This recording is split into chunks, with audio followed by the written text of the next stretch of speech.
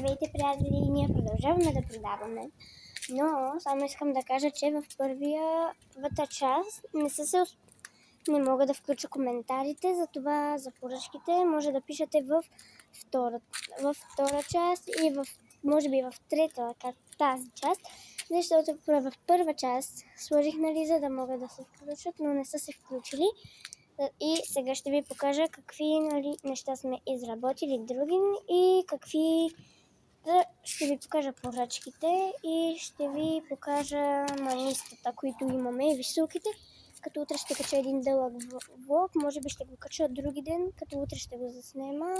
Не съм сигурна, но ще ходим да го купуваме, може би от Вижоленда. Ще ходим да купуваме нови маниста, но може и да не е утре или други ден, не знам.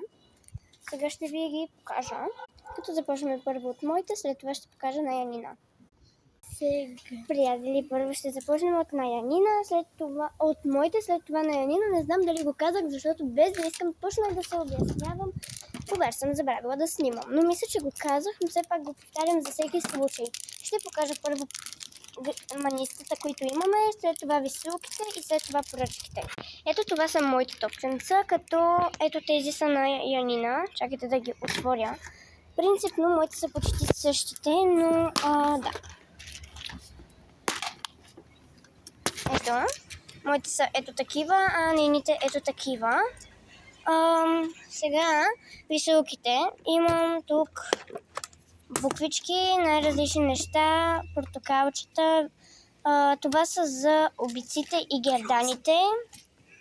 Да, имам една розичка, имам Hello Kitty, имам суши, имам мед, имам русалска опашка.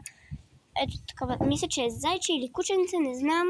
Имам плодове, имам поничка, имам сърчице, пеперутка и едно като котвичка нещо.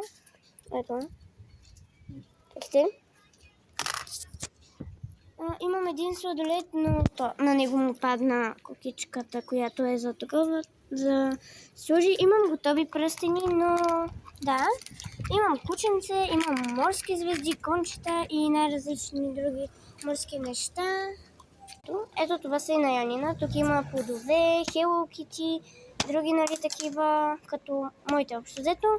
Мъфинче, има Мики Мауси и Дини и ягоди. Ето това са поръчките тук, като имаме ягодки, дини, имаме ето такава Мики Маус, имаме за крак, с ето такива почти цветни маниста, има лилава, има и